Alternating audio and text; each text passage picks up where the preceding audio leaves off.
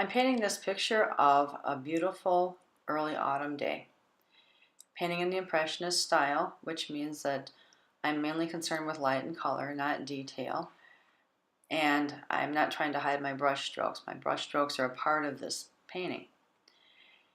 I'm starting with white first, starting in the upper left-hand corner. And now I'm taking some blue on my brush and I'm putting in the white when the white's still wet. And I'm letting it mix right on my paper, not on my palette. And the more blue I add with the white, the darker the sky is going to be. And the more white I add, the lighter it's going to be. When you add white to a color to make it lighter, it's called a tint. And I am adding white to make it lighter, but I'm still mixing it on my paper and not on my palette. Now this big tree is like a brownish, greenish, yellowish color. I think a lot of the leaves have died. And so that's the impression I'm going to try to give when I paint this tree.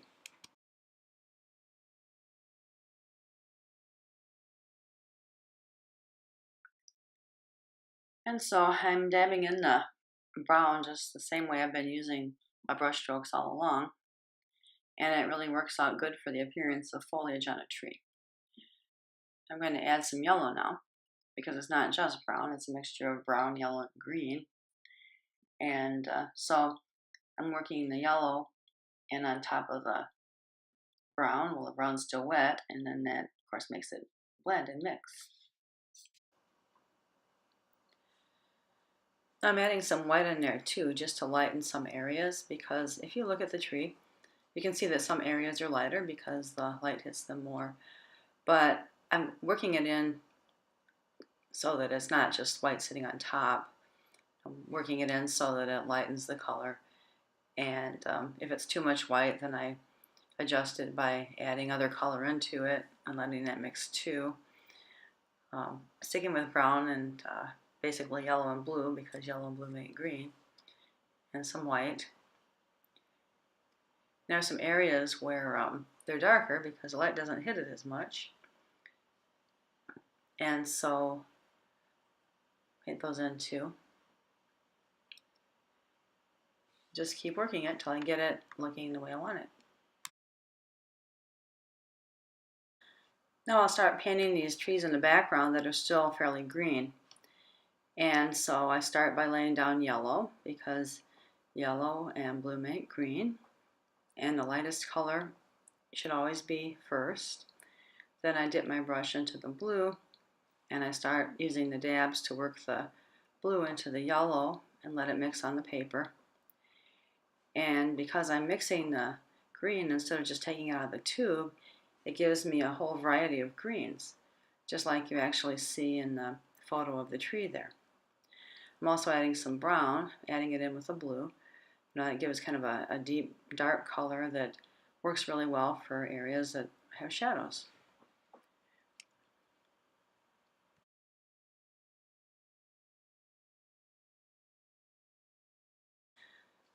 Now I'll move to the orange trees, orange and red leaves. And the one in the back is a little bit more red, I think, than the one that's in front of it. So I'm dabbing on red, but now I'm dabbing yellow in. And it's going to give me kind of a reddish orange. So when you have more red in the mixture significantly than you do yellow, it gives you a reddish orange, which is tertiary color or intermediate color. I'm adding some brown in there, just like I have been with the other trees, because you see dark and light areas because they're three-dimensional and the light hits them in different places. So now I want to have a little bit more control and get into some smaller areas, so I switched to a smaller brush. And I'm using some blue right now, and I'm working it in with the brown and the other colors there, and especially mixes with the brown to give kind of that deep, dark color that works really good for the shadows underneath the trees. Looks like you can go back in there and just sit down and rest out of the sun. Now the tree that's ahead of that one has more gold in it, so I'll start with the yellow this time. and dab that on as my first coat. And I'm back to using my bigger brush again.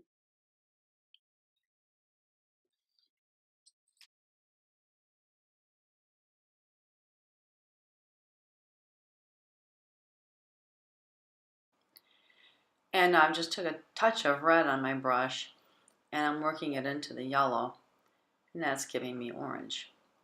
So yellow and red make orange.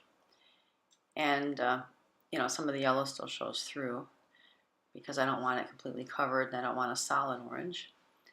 But then there's some areas where I need to use brown, and so I'm working that in with my smaller brush now. And I'm letting the brown mix with the colors that are behind it, the yellow and the red. And I'm using smaller dabs. It gives me more of a appearance of like the leaf texture. And that's important in this picture.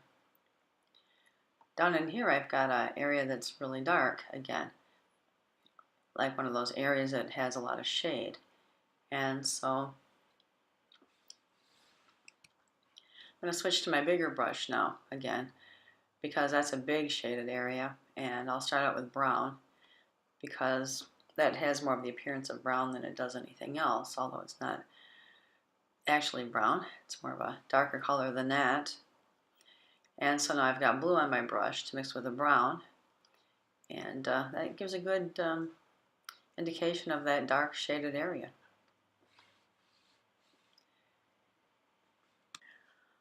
Okay, now along the shoreline there's some smaller vegetation, so I want to get that in there. So again, when I want green, I start with yellow and then dab blue on top of it. And there's a lot of green in that smaller vegetation that's right by the shoreline. And some of it's in the shadows, so I add the darker colors, the brown and the blue. And there's some that has a little bit of red in there too. Really nice autumn trees. Now to start painting the lake. So I'm using my bigger brush and I'm going to brush in some white and cover a little bit of a larger area. I want all my colors to be able to mix in really smoothly, and the white really helps with that.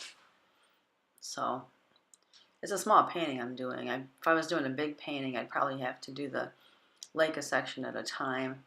Otherwise it would dry too fast. Now, I could use oil, use the same technique, and I wouldn't have to paint a section at a time because the oil dries so much more slowly. So anyway, over in this part of the lake, you see mostly the blue of the sky that's reflected. And so I'm putting that in right now, and I'm still using my bigger brush. And with water, you want the strokes to be mostly horizontal, still small, dab-like strokes, not like you're making a painting a barn or something. And so I'm mixing the blue in, and I'm also mixing in the colors that are reflected. So, some of the green is reflected, so I'm mixing that in with the blue, and I'm using horizontal lines, and I'm doing the same thing with the red tree. And everything that's reflected in that lake, I'm painting basically just the colors, not details. And I'm using all horizontal strokes because that gives more of the feeling of the surface of the water. Back in here it's darker, so I'll work that in. And basically what I see back in there is more kind of greenish because there's a lot of the trees reflected in there. And I can keep working it back and forth until I get it the way I want it. So I'm adding more color wherever I think I need it. But I think the key here is to paint wet on wet and to paint horizontal strokes, but not long strokes, not like you're painting a wall.